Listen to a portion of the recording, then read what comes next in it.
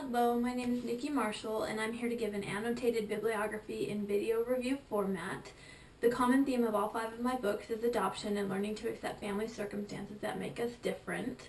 The first book selection that I found was Gitchy Gitchy, written and illustrated by Chi Yan Chen.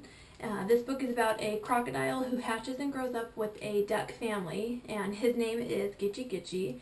The mama duck in the story loves her crocodile just as she loves her other 3 ducks. Regardless of the way he looks, she loves him just the same. As the story goes on, 3 mean crocodiles approach Gitchy Gitchy and try to trick him and his siblings, basically, the other 3 ducks. But in the end, those crocodiles get more than they bargained for and realize they're not able to influence Gitchy Gitchy. This book specifically ties into the theme of adoption and feeling different from siblings or our family. As children grow up, people may comment or say unkind things about them, and in the end, really, family is all that matters, and family will always be by your side. The book is practical and uses animals to present a beautiful life lesson about acceptance and family. Family needs to stick together regardless of how we become family, and this book does a nice job at reiterating that to children. I think that this book is appropriate for children ages 3 to 5. The second book choice is Tell Me Again About the Night I Was Born, written by Jamie Lee Curtis and illustrated by Laura Cornell. This is such a fun book. This book had me a bit emotional, actually. The book is narrated by a little girl who asks her parents to retell her adoption journey. The book recaptures all of the special moments surrounded by her adoption, both from a parent's perspective and a child's perspective. It does a beautiful job at glorifying adoption and all of the benefits and memories that come along with the adoption process. What makes this book even more fun to me is that it's narrated by the little girl herself, and the fact that she loves to hear her story over and over is so neat and special.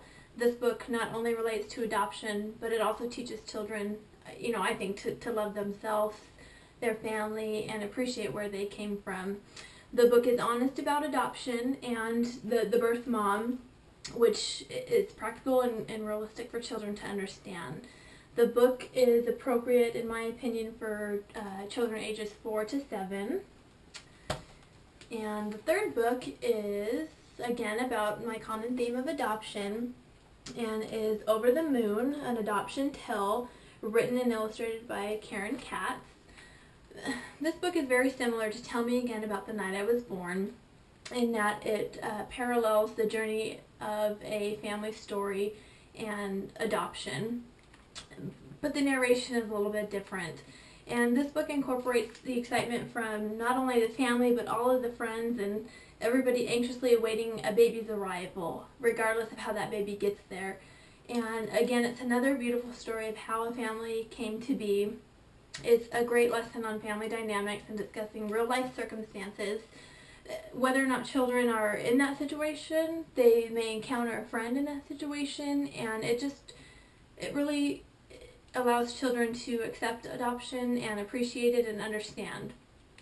All children need to be made aware of adoption and really realize that in a lot of cases, adoption is a beautiful thing where children are given opportunities to exceed and grow up with stability, because like this book, Tell Me Again, Over the Moon, also discusses the biological mom who's unable to care for her baby, and this is how the adoption story comes into place. So it really gives the children a better home, and it again is appropriate for children ages 4 to 8. The fourth book that I chose is Every Year on Your Birthday, and it's by Rose Lewis and illustrated by Jane Dyer. This is about an adoption story from a baby from China, and every year on the baby's birthday, the mother and the child celebrate the memories and the different milestones. The mother really respects where her child has come from and really wants to incorporate the Chinese culture into her life and make sure that that's always respected. The child in the story is now 5 years old, and each year from birthday 1 to birthday 5, they go over something special that they've done and recognize the Chinese culture and recapture how far they've come together. The book, parallels the previous stories by retelling an adoption story, but it differs in the fact that it represents a little bit more of culture this time, specifically the Chinese culture. The book really serves as a lesson, about adoption, but also culture, and that adoption isn't just, this equal in race or religion. Babies are adopted from all over the world, and children need to realize that. And though this little girl might not look like her mom, she might not look like her family, she knows that this is her family, and her mom will always be her mom. And the mom recognizes that this little girl, again, may not look like her, maybe of the Chinese culture, and she wants to be sure that her and her daughter never forget where she came from in her original story. And, the cultural lessons add to the common elements, and it's just a great, beautiful, realistic story about adoption and culture. I believe that it's appropriate for children ages 4 to 8. And the last of my books is my 5th book. It's kind of funny because it indirectly relates to adoption, but I really thought that it went along well and definitely added to what I had to say. Yes, the common element is adoption, but this book is slightly different, and it is When Sophie Gets Angry, Really, Really Angry by Molly Bang. The book was also a Caldecott Honor book in 2000 and a Charlotte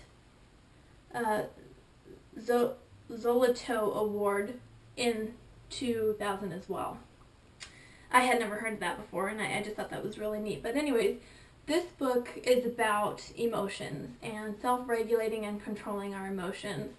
Sophie's a little girl who becomes angry at her sister and decides that she needs to get away and find her happy place, which happens to be a tree in the distance, away from the home. So she runs to her happy place, she sits up in her tree, she regroups, she controls her emotions, even though a lot of times for children, emotions feel like a volcano, like they're just going to erupt. And instead of doing that, Sophie runs to her happy place.